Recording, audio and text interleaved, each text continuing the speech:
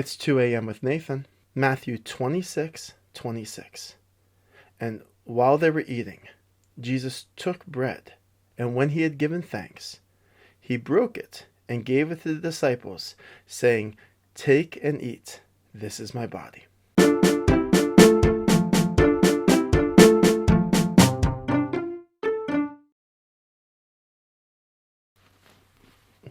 If you can picture Jesus taking some bread and tearing it, giving it to his disciples. You look at the brokenness and the ridges, and you think about how Jesus was willing to be so broken for us because he loved us that much. It's a powerful image. I think if I were going to be a loaf of bread, I wouldn't want to be a soft loaf of bread like that, something that's easily torn and broken. I'd want to be something that's really tough, that you don't want to sink your teeth into. I want to be something that lasts. I'd want to be like hardtack biscuits. Have you ever heard about these? They used to use them as food rations for sailors on ships.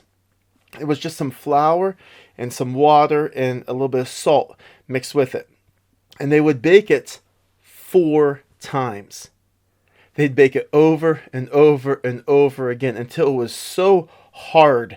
And they said that if you didn't moisten it, that they claimed it could stop a musket ball. Okay, really tough. The only way you could really eat it is you had to dip it like in coffee or in some kind of liquid, and you could soak it a little bit and you could gnaw it off, kind of thing.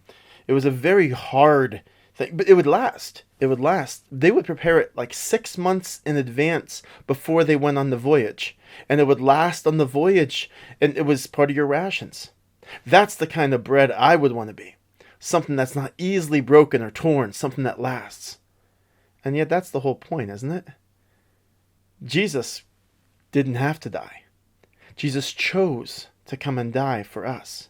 He chose to allow his body to be broken for us. What incredible love. To choose to allow his body to be broken because he loved us. Doesn't that also give us a challenge? As we think about interacting with the world around us, are we willing to be vulnerable enough to be broken? Are we willing to follow in the footsteps of Jesus, or are we so concerned about preserving myself? Sometimes I see that perspective even in Christians. The most important thing is your health. The most important thing is staying safe. That doesn't sound like Jesus, does it? I know it's natural. That fear and that worry, especially in this world, is natural. But we're following Jesus, the one who gave up his life, who was broken for us. Should we not also be willing, saying, God, if you want to break me, you can. Here I am. Whatever you need. I want to love like you, Jesus, and therefore experience more love than I've ever experienced before. As you go throughout the day today, consider which kind of bread you're being, and choose to be an example of the bread of life of Jesus to the world around us. Have a great day.